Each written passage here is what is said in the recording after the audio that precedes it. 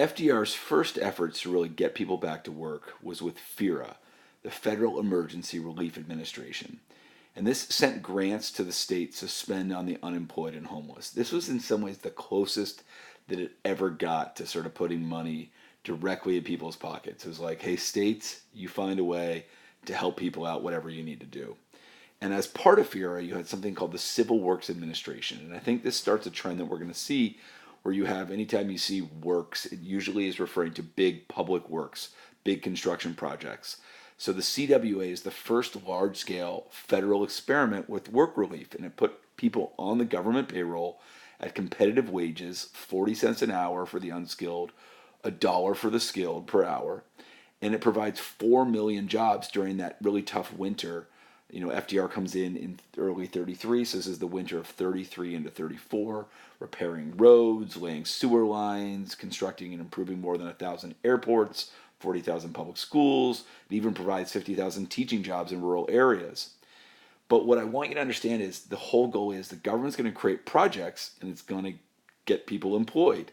But ultimately, the cost rose to over $1 billion, so it was ultimately dissolved.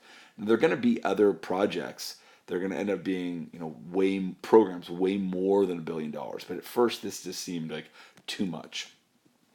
So we've got the CCC, the Civilian Conservation Corps, which is considered FDR's favorite program. And as I'm going to show you in class, there's a bunch of propaganda for the CCC where it seems like one person in each of these is not wearing shirts. So I always say CCC, parentheses, shirts optional. It's managed by the War Department. And again, just sort of keeping in mind this idea that it's almost like a war on poverty, even though that's a term that we're going to use later on with LBJ. But also because actually the CCC operates in many ways like the military did with their sort of military camps. So they built 2,500 camps to house up to 500,000, this is key, unemployed, unmarried young men between the ages of 17 and 27. So it's very specific. And in fact, there were height and weight requirements, and even had to have 6 teeth to be involved. But what they did was they put soldiers, essentially known as soil soldiers, in national forests and parks and on soil conservation projects. They were paid to clear brush, build trails, roads and bridges and fire towers and fish hatcheries, and planted 3 billion trees. Now, if you go to any national park, you are going to see likely stuff that was built by the CCC.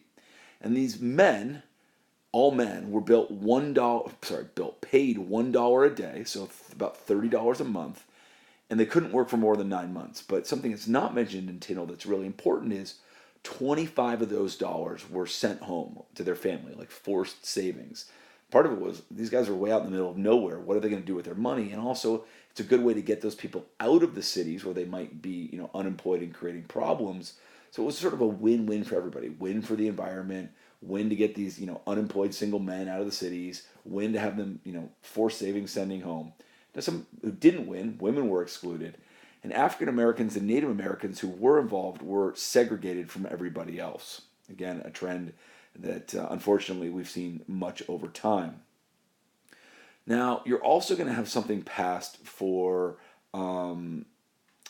really the industrial sector called the National Industrial Recovery Act. Now, again, that is an act. Then it creates something called the NRA, which is the National Recovery Administration. So, again, sort of hard to keep track of the act, the law that creates it, and then ultimately the program that is created. Now, you've got 2 sections of this act, the NIRA. One section, again, is going to create massive public works projects, which is part of the PWA, the Public Works Administration. And what you're going to have is, construction of government buildings and highways and bridges and dams and all that stuff. Okay, so you've got a, employment piece on public projects. Then you've got this other piece that was supposed to promote economic growth by basically ignoring antitrust laws. What that means was you could basically get, companies together to collude if you wanted, where you had competing businesses talking to each other, and they negotiated amongst themselves and with labor unions to create what were known as codes of fair competition that would set prices, set production levels, establish minimum wages and maximum hours.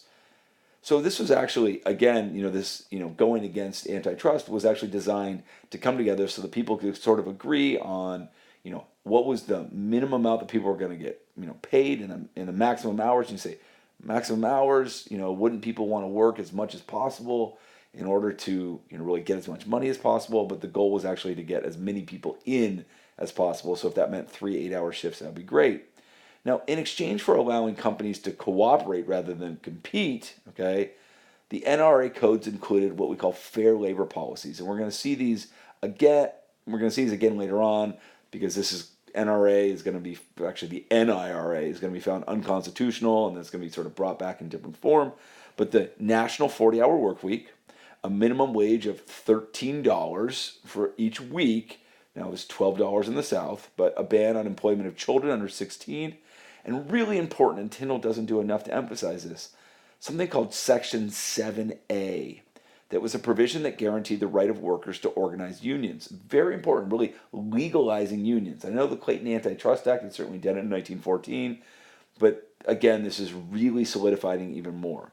Now, as soon as the NRA starts to work and the economy recovery is beginning, small business owners complain. They say, listen, the larger corporations wrote these fair codes.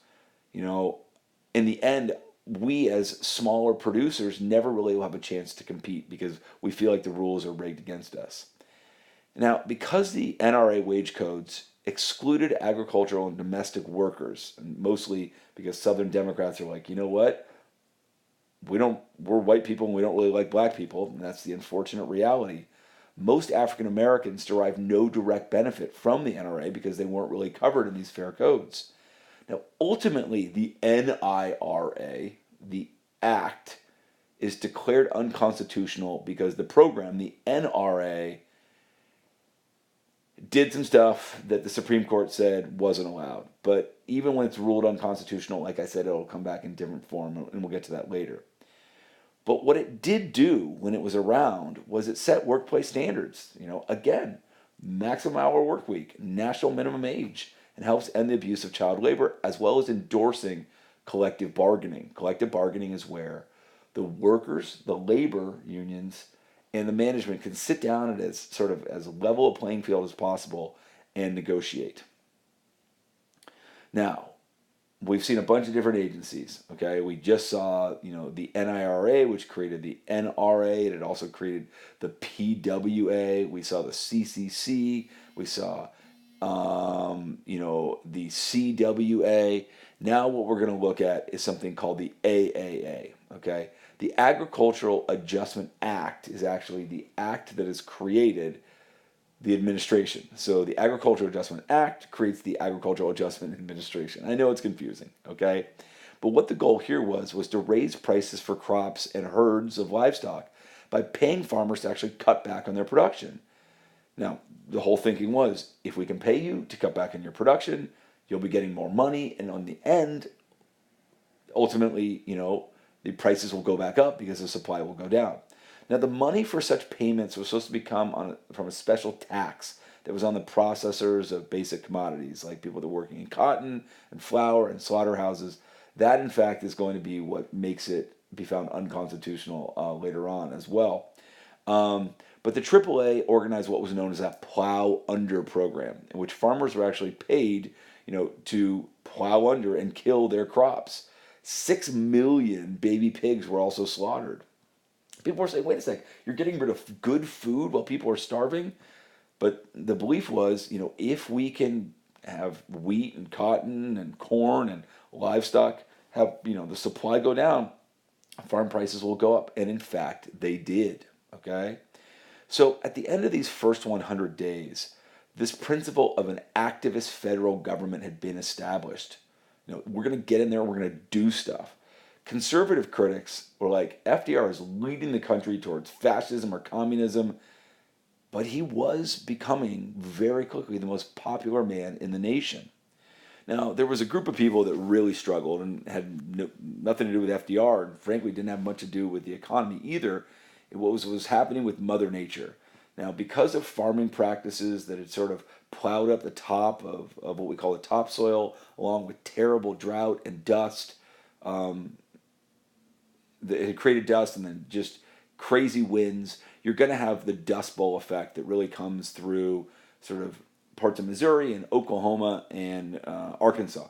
And the farmers couldn't pay their debts because basically they couldn't farm anymore because they were covered in dust, and banks foreclosed on their farms. And just as we saw with the social ramifications earlier, suicides increased for farmers and millions abandoned their farms. So these Okies and these Arkies, these Dust Bowl refugees, almost a million of them, about 800,000, head west. And they sort of set up what are known as little Oklahomas along the way. They're doing migrant farming, sort of anything they can do. And then we get to the promised land of California, they found that it was way too expensive. They couldn't own farms anymore. So they became farm laborers, living in tents or crude cabins, really living a very tough existence. So The Grapes of Wrath by John Steinbeck really tells the story of the Jodes. This is in fact the story of the Okies trying to find it better in California, but really not. Now, speaking of people that really struggled, if you look at the South had obviously struggled after the Civil War and had never really caught up. Now, it only got worse during the Depression. So FDR focused on a specific area, what was known as the Tennessee Valley Authority. Now, his goal was to bring electrical power, again, many of these people had never had electricity, to control flood efforts and bring jobs to Appalachia. It's a mountainous region. It's not in any one state. It sort of goes from West Virginia through western Virginia. You got North Carolina, Kentucky, parts of eastern Tennessee, and northern Georgia and Alabama. So again, a really big area within the Southeast. The Tennessee Valley Authority built 21 hydroelectric dams, which created what were known as the Great Lakes of the South. Now, what they were trying to do was produce electricity to power the entire region. But what they did was, their goal was also to show, hey, private electric companies, utility companies, are charging you way too much. So they actually did it about half the national rate. And again, it felt like the government was in competition with utility companies and made people concerned about what they called creeping socialism. Now, the TVA dredged rivers to allow for boat and barge traffic so you could have more commerce on these rivers. It promoted soil conservation, forestry management. It drew new industries into the region, and it improved schools and libraries. But most importantly, it gave about 1.5 million farmers electricity and indoor plumbing. But sad to say, the area still remained pretty poor, and is, continues to be some of the poorer areas in the United States in these particular areas. Now we're going to switch gears a little bit and talk about Eleanor Roosevelt, who truly was one of the redefining first ladies. She's the first woman to address a national political convention, to write a nationally syndicated newspaper column, to hold regular press conferences. Now, she and FDR really didn't have much of a relationship after he had an affair with one of her friends going back, a good 20 years. But they pretty much had almost like a professional arrangement. And she was very supportive of the New Deal. She met with African American leaders. She supported women's causes and labor unions. She really was, in many ways, the personification of FDR's outreach to minority groups, whereas he wasn't necessarily all that into particularly focusing on African Americans. She really went out of her way for that. She also made a major effort to make sure that women were employed in the New Deal. Okay. Now, when you think about it, why did people love or hate the New Deal? Okay. Or I should say love or hate FDR. People loved FDR because he truly believed in and fought for the common people, who he called the forgotten man. He had quite a personality, really energetic and hopeful. He provided this courage in crisis and this optimism for the future. But there were plenty of people who hated him, thought he was like public enemy number one. Business leaders and political conservatives looked at the New Deal and the high tax rates it required, and they're like, this is socialism. Okay? He was a rich guy who worked for the poor. We saw this going all the way back to Jefferson. They called him a traitor to his class because he was supposedly doing things to help the poor over the wealthy, and he was wealthy. Others hated him for not actually doing enough to end the Depression. So you actually had people that were even more liberal than him saying, you know what? Early New Deal programs had slowed the economic slide, but this prosperity is elusive. You need to take even more drastic action. So we'll have one more installment coming up.